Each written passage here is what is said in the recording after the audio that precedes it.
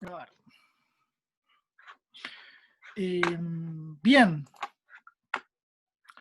¿Se acuerdan que la clase anterior veníamos hablando? O sea, la clase pasada tenía dos partes, ¿no? La primera parte hablamos acerca de la presión atmosférica, cómo cambia, digamos, esta variable, cómo se distribuye en el planeta, digamos, hablamos de áreas de baja presión y de alta presión, hablamos de centros ciclónicos y anticiclónicos, cómo se desplaza, digamos, la masa de aire en función de estos gradientes de presión atmosférica.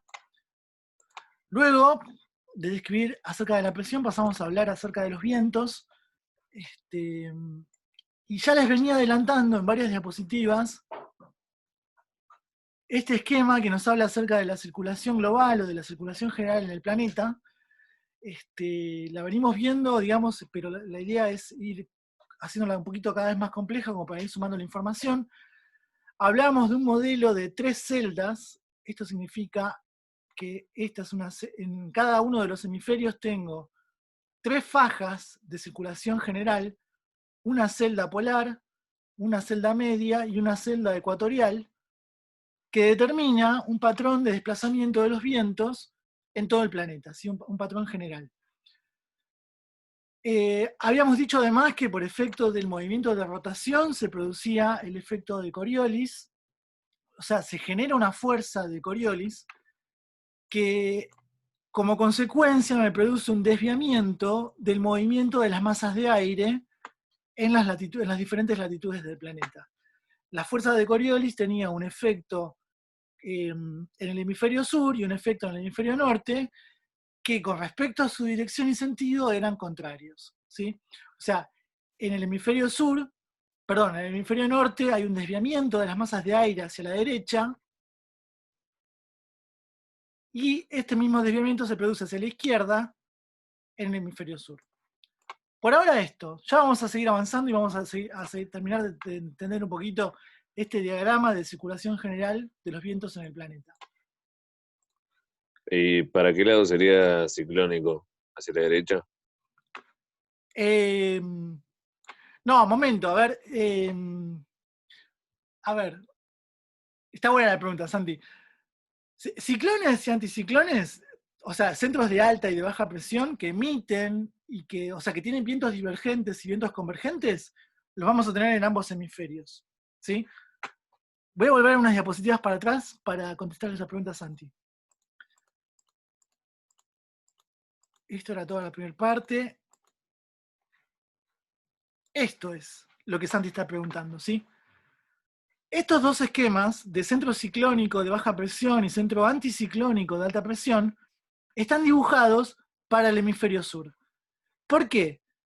Porque si yo los dibujara para el hemisferio norte, de hecho en esta diapositiva estaban y yo los corté para no generar confusión, la curvatura de estas flechitas que entran hacia un centro ciclónico y que salen sería opuesta, ¿sí?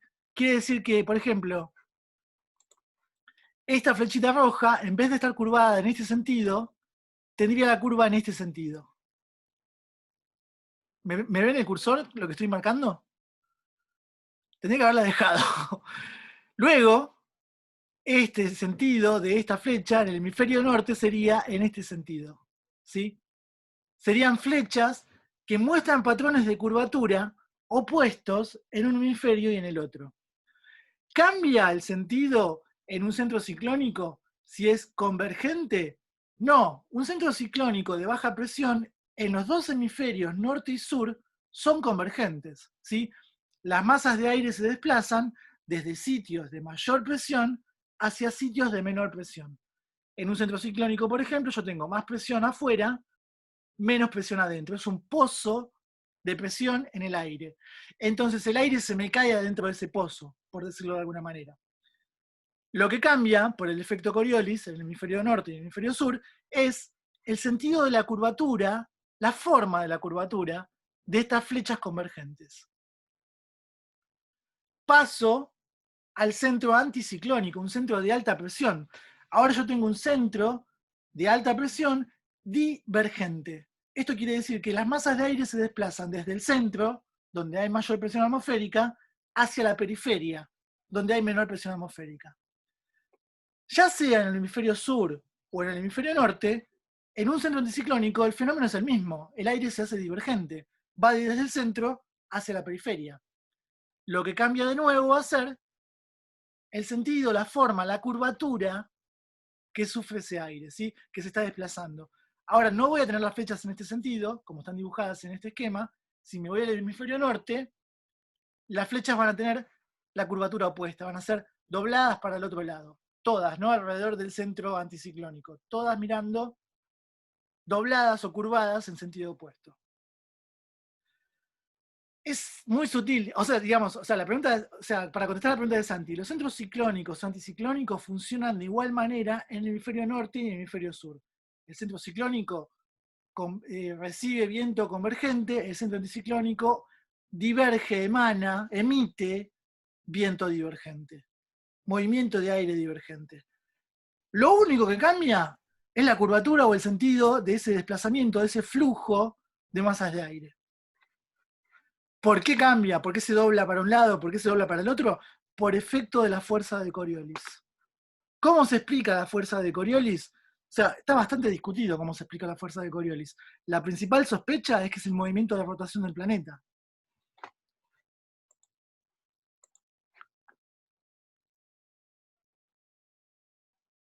Bien. Me quedó una duda que me olvidé de preguntar al principio de la clase. Que Dale, es, venga, Santi. ahora nevó, por ejemplo. Sí, acá también. Buenísimo, con eso siempre nieva.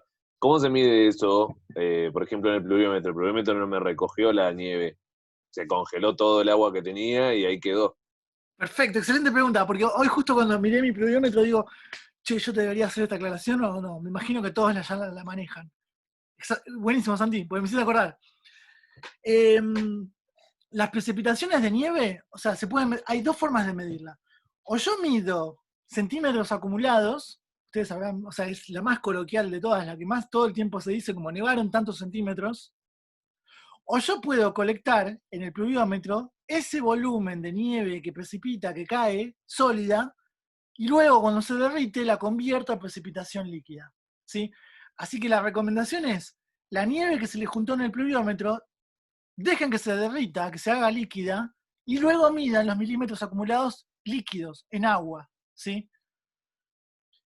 Hay diferentes tipos de nieve. Hay nieve muy compacta que tiene gran contenido de agua, digamos, y nieve que es muy liviana y que tiene bajo contenido de agua. Entonces la relación es muy variable, pero generalmente se habla de que, no sé, 10 centímetros de nieve pueden ser 1 milímetro de agua, de precipitación líquida, ¿sí? O sea, la nieve, digamos, o sea, los cristales de hielo, en su red cristalina hay gran cantidad de aire, ¿sí? Por eso un copo de nieve cae casi flotando, porque tiene gran cantidad de aire adentro y bajo contenido de agua, en realidad.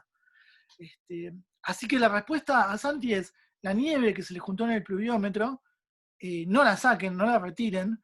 En todo caso, si paró, metan el pluviómetro un rato dentro de la casa, que se descongele y que acumule, y luego hacen la medición en líquido.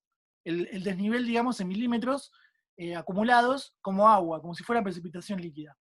O sea, me parece importante que adoptemos todos el mismo criterio.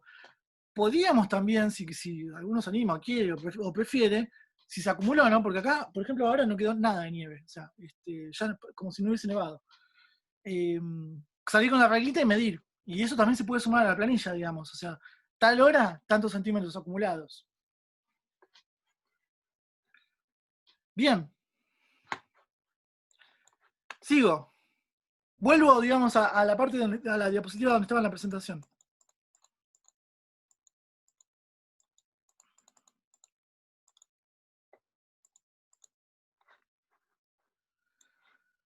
Entonces, hablando de las variables que nos van a interesar medir cuando estudiamos los vientos.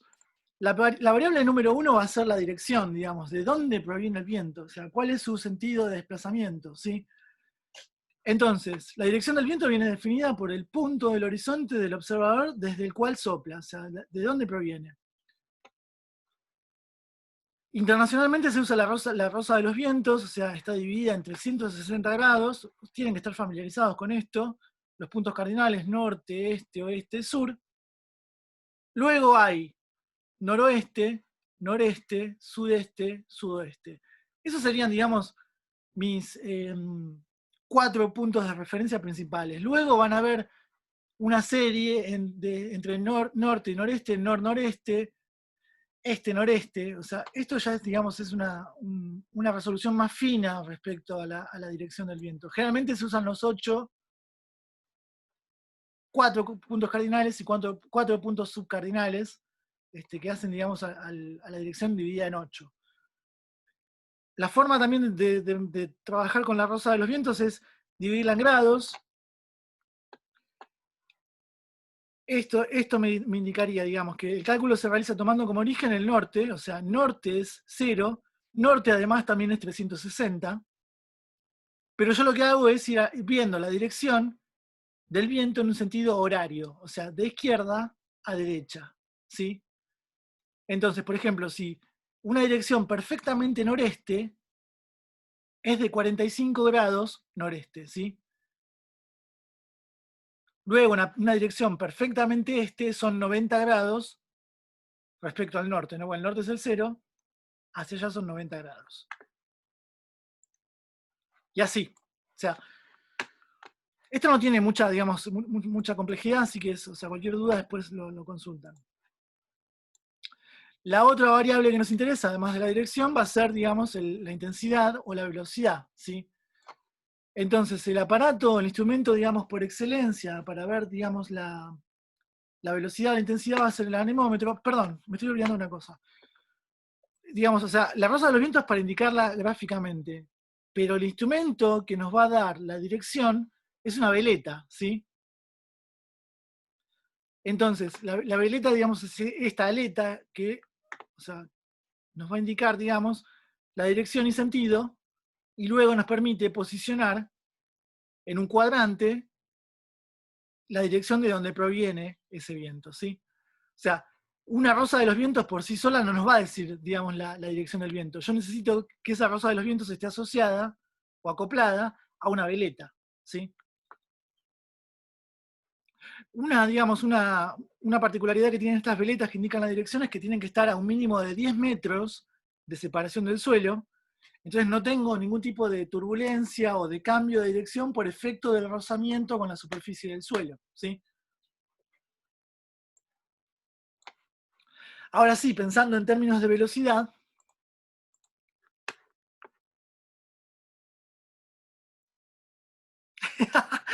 muy bueno, o sea, sí, tal cual. El análisis del viento en cuanto a su dirección e intensidad es un análisis vectorial. Así que tengan presente bien todo lo que Juan les haya contado acerca de vectores, porque ustedes, me imagino más de uno debe haber dicho, ¿para qué vemos esto de los vectores? El análisis de los vientos es un análisis vectorial, donde módulo, dirección, sentido, van a tener, digamos, van a tener un sentido, digamos, en...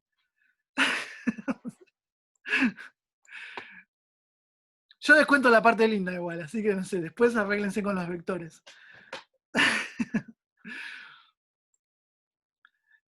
Sí, buenísimo el comentario. Gracias por traerlo a colación, digamos. O sea, tenemos que empezar a pensar de manera abstracta el viento como un vector. O sea, la forma de descomponerlo en cuanto a sus componentes, su dirección, su sentido, su módulo. El razonamiento es desde lo vectorial.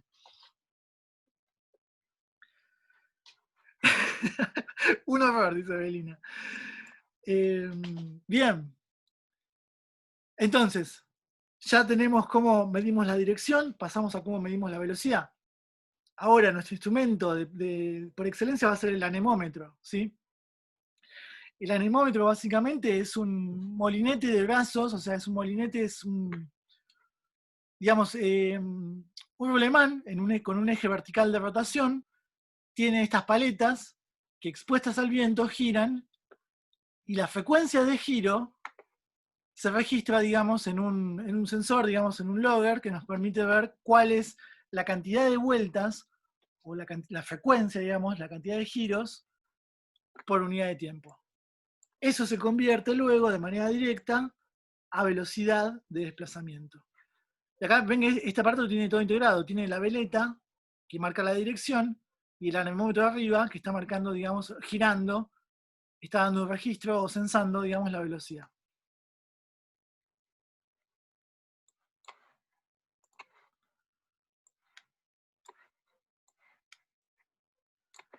Luego, ven, acá está, digamos, el análisis vectorial este que estamos hablando, ¿no? O sea, podemos pensar, la dirección de este vector tiene que ver con un ángulo, norte 0, este es 90, sur es 180, oeste es 270.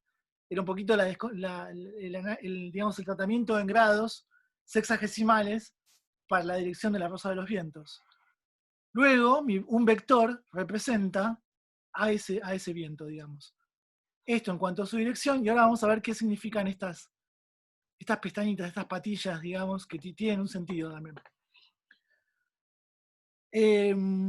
Otra herramienta de mucha utilidad con respecto a la velocidad del viento es una escala. Existe una escala, digamos, estandarizada. Esta de Buford es una. Hay otras escalas. Esta escala tiene 12 grados de intensidad creciente que describen el viento a partir del estado del mar. Esta descripción es inexacta, pues varía en función del tiempo de aguas donde se manifiesta el viento, o sea, cómo es, digamos, el estado del tiempo en el lugar donde se está manifestando. Con la llegada de los modernos anemómetros, a cada grado de la escala se le ha asignado una banda de velocidad medidas por lo menos durante 10 minutos a 10 metros de altura sobre el nivel del mar. O sea, esta escala es muy antigua, antes, digamos, del desarrollo de anemómetros con buena precisión, una escala bastante subjetiva. Hoy por hoy es bastante más subjetiva, pero funciona en ciertos rangos, digamos. Ahora les voy a mostrar la tabla de la escala. Esto es lo que les decía, cómo se representa gráficamente el viento. O sea, este es un gráfico de vectores, flechas y barbas. Esta es la posición del vector, el vector y las barbas. Y luego, la representación de la dirección y del sentido tiene que ver con estos grados. Norte 90, norte 0, este 90, etc.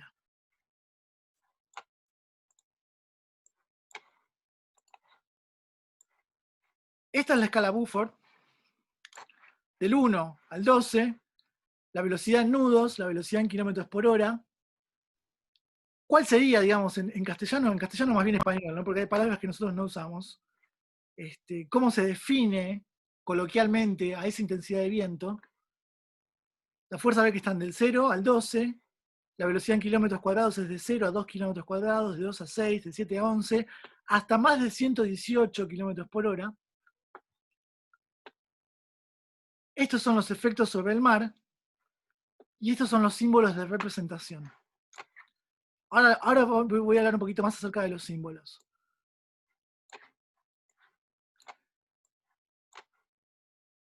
No me acuerdo si en esta presentación les dejé, porque tenía varias tablas de esta escala anemométrica, esta escala de 1 al 12. Hay unos que hablan acerca del efecto en tierra, ¿no? Y acá habla de, digamos, que las hojas de los árboles, en 0, 1, las hojas de los árboles están quietas, 2, 3, comienzan a moverse y se empiezan a ver movimientos en las hojas de los árboles. Ven que son indicadores indirectos, bastante subjetivos, o sea, para poder entender más o menos en qué nivel o fuerza de viento estamos. Y las escalas más altas hablan de grados, nivel de destrucción en casa, de cuándo se vuela un techo, cuándo cae una torre de luz. O sea, entonces, pero también, de nuevo, son como criterios muy subjetivos porque no son iguales todos los techos. O sea, así que son, digamos, indicadores indirectos subjetivos. Es muy gracioso como está escrito. Sí. La mar. Sí. Sí. La mar, marinero. La mar está como un espejo. La mar empieza a rizarse. Sí, a rizarse. Esta es digamos, está sacado de un documento español. Si esto lo googlean, ponen escala de Buford, hay pero cantidad de tablas. Algunas más amigables, digamos, en cómo están descritas. Bien, con respecto a la representación gráfica, lo que les decía, el viento, la representación gráfica es un vector, la longitud va a representar la velocidad del viento, ¿sí?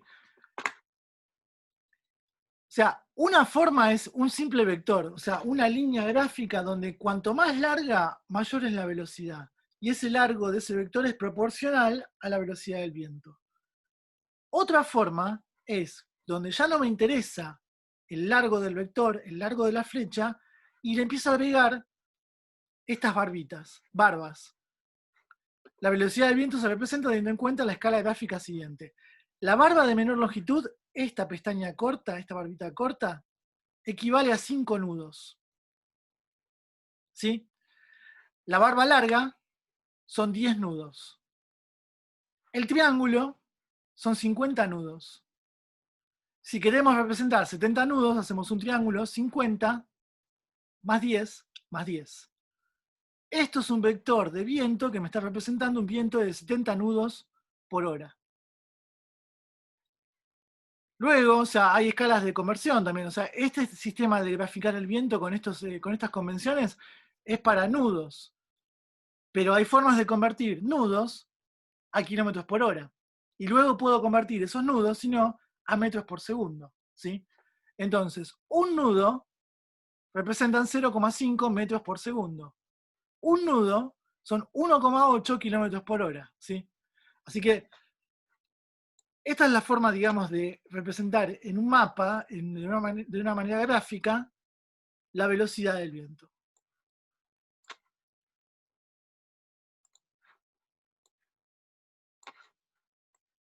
De nuevo, o sea, según fuerza y dirección, estas son escalas muy subjetivas y depende, digamos, de la región y del país. O sea, se habla de ráfagas o turbonadas. Ráfagas son aumentos repentinos de la velocidad del viento durante tiempo corto. Esto es cuando el viento por ráfagas es cuando tiene rachas, sopla, corta, sopla y corta, de manera repentina y abrupta. Una turbonada se llama generalmente un viento fuerte de duración intermedia, o sea, en un promedio de 1 minuto, digamos, de nuevo, son ráfagas cortas, pero, o sea, de gran intensidad. Y luego los vientos de larga duración, digamos, que no tienen intensidad interrumpida, sino que se sostienen en el tiempo, también van a tener nombres en función de cuál es su intensidad y su fuerza, digamos, su velocidad y su fuerza. O sea, y acá hablamos de brisas, de vientos temporales, tormentas, huracanes o tifones. ¿Sí? Y de nuevo, definir qué es cada una de estas cosas es bastante subjetivo. O sea, uno puede ir directamente a la escala cuantitativa continua de nudos por hora o nudos o metros por segundo, kilómetros por hora, y no tiene que caer, digamos, en esta clasificación arbitraria o subjetiva. Y, o sea, son criterios, digamos.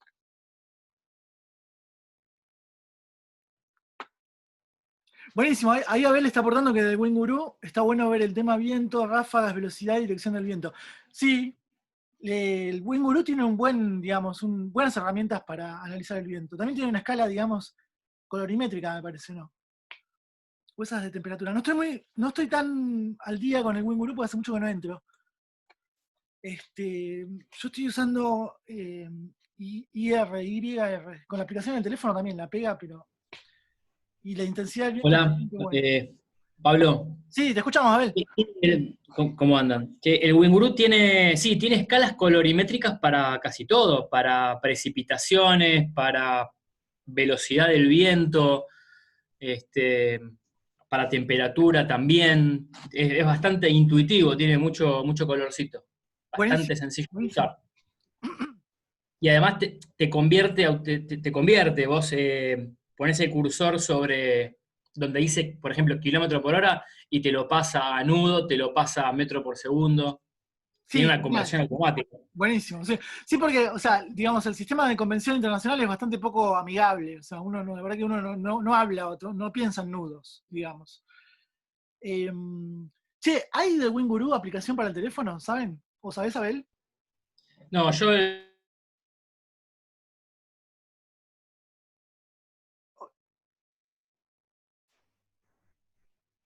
no uso aplicación. Ok. Porque, o sea, yo uso el IR y también la pego bastante bien. Y la aplicación para el teléfono es súper amigable, intuitiva. Se actualiza, digamos, varias veces por día. Sí. A ver si lo veo y lo puedo mostrar. ¿Vale?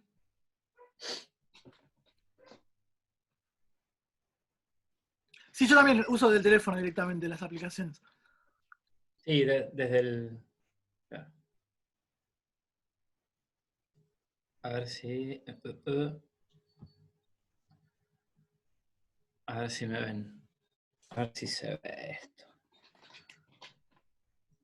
Ah, mira, ahora que lo veo, recuerdo que hasta tiene colorimetría para la nubosidad también.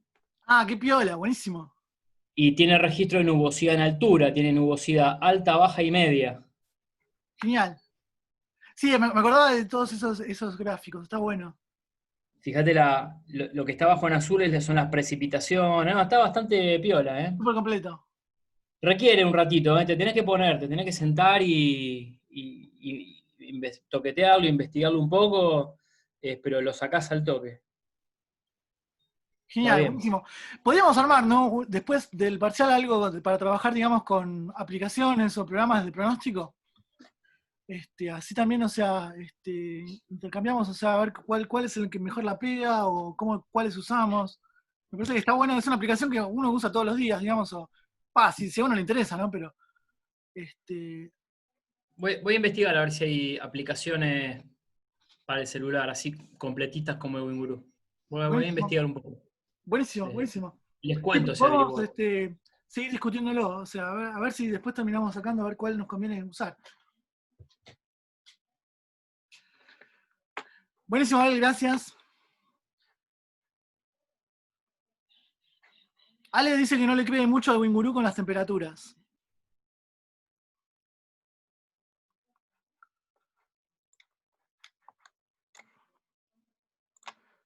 Bien. Esto ya está. Bien, después, otra forma de estudiar o de comprender los vientos tiene que ver con la escala geográfica en la cual se distribuyen o se presentan estos vientos. Así es como uno puede, digamos, clasificar a los vientos en locales, regionales o planetarios, globales, digamos.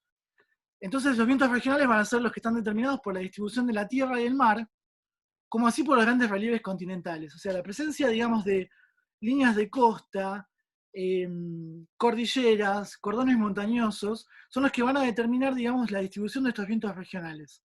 ¿Cuáles son, digamos, las variables que condicionan o que influyen sobre los vientos regionales? Las líneas de costa, la distribución mar-tierra y la presencia de cordones orográficos o de cordones montañosos.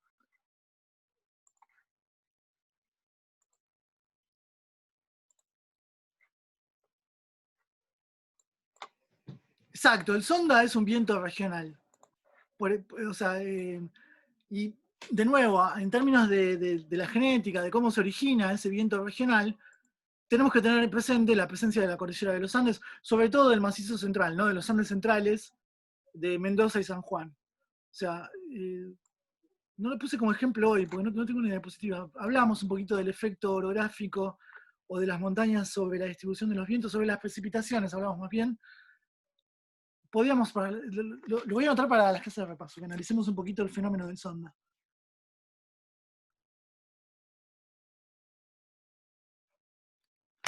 Porque es clásicamente, digamos, un viento regional.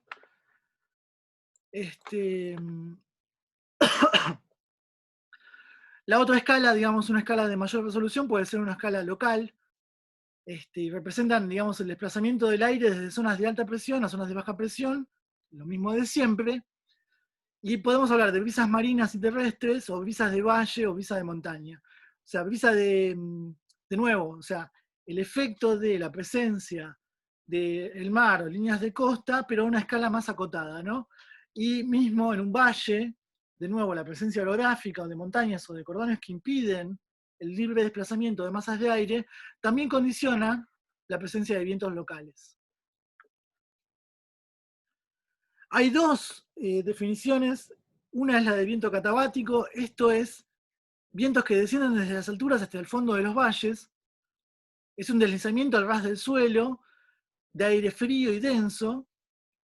Esto es muy común en las sierras de Córdoba, también se ve mucho, en los Andes también se ve. O sea, el aire frío, denso, de altura, se desplaza, digamos, desciende pegado a las laderas de las montañas y se deposita en el fondo de los valles.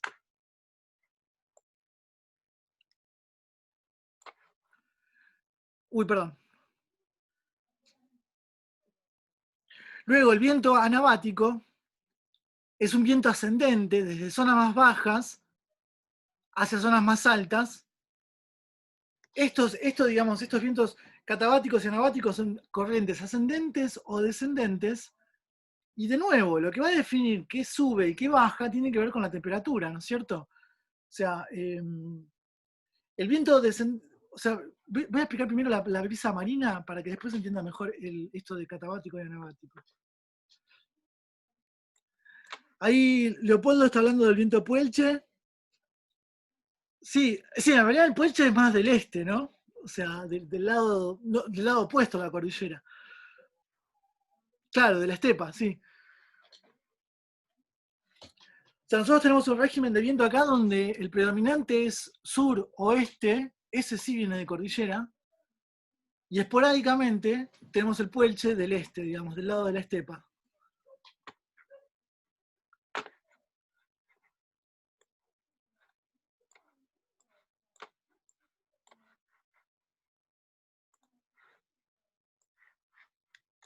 Bien. Hablando de estas brisas, digamos, locales o regionales, depende, o sea, de nuevo, local o regional es como muy subjetivo, ¿no? Depende de la escala, uno puede decir, bueno, esto en realidad es local o esto es regional. No hay, digamos, una superficie de kilómetros cuadrados que uno me diga, bueno, este fenómeno es más bien local o es regional. Entendemos, digamos, por ejemplo, no sé, el viento sonda que hablaba recién Hernán, pasa en toda la provincia de Mendoza, incluso en San Juan, estamos hablando de una escala regional, ¿no? De muchos kilómetros cuadrados. Una brisa térmica costera puede ser en toda la línea de costa de la Patagonia y de nuevo es una brisa regional. Lo que pasa en la interfase de los primeros kilómetros de costa, no pasa adentro del continente. Entonces la escala, el alcance, digamos, se piensa entre ahí, entre lo local y lo regional, ¿sí? De nuevo, el desplazamiento de brisas marinas es de aire que ingresa o que egresa, o que se mueve de entre tierra y el mar, en función de si es de día o si es de noche. Hay una alternancia día-noche en el sentido del desplazamiento, ¿sí?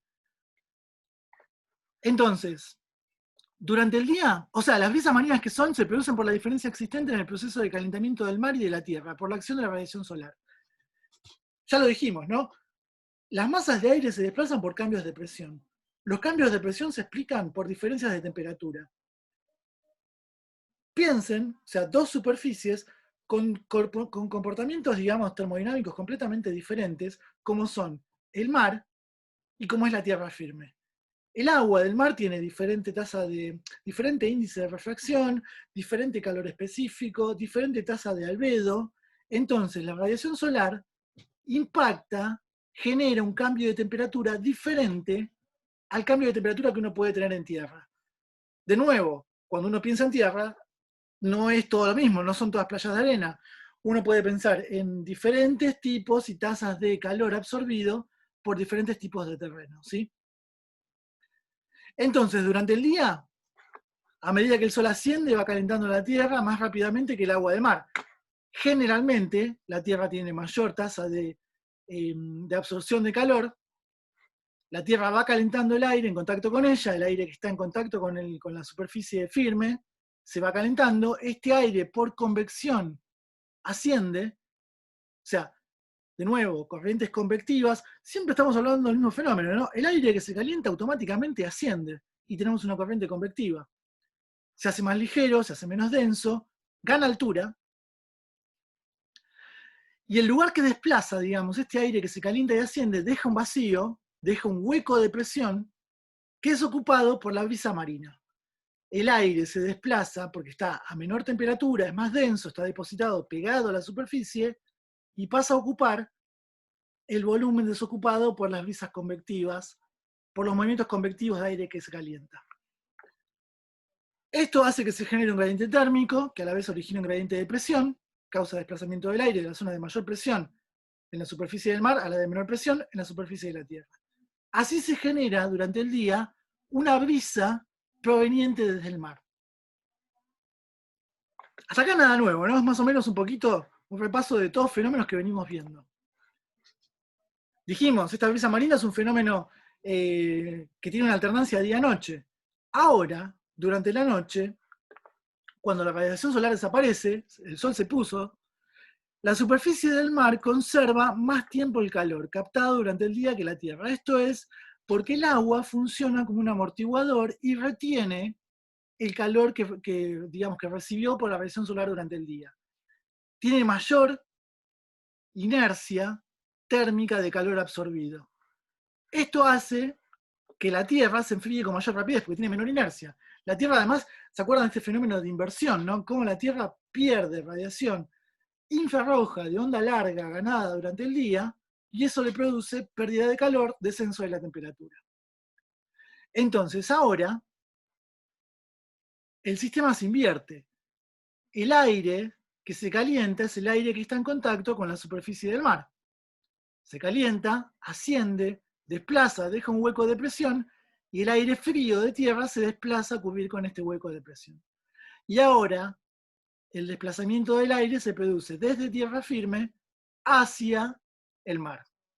Entonces tenemos este doble direccionamiento, este doble movimiento desde el continente hacia el océano de noche y desde el océano hacia el continente de día.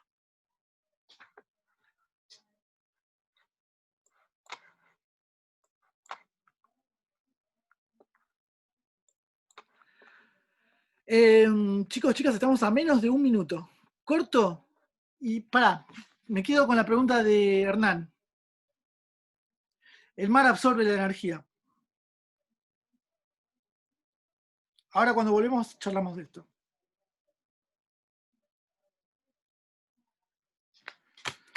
Les corto y volvemos. Creo que no nos queda mucho, vamos a llegar hoy.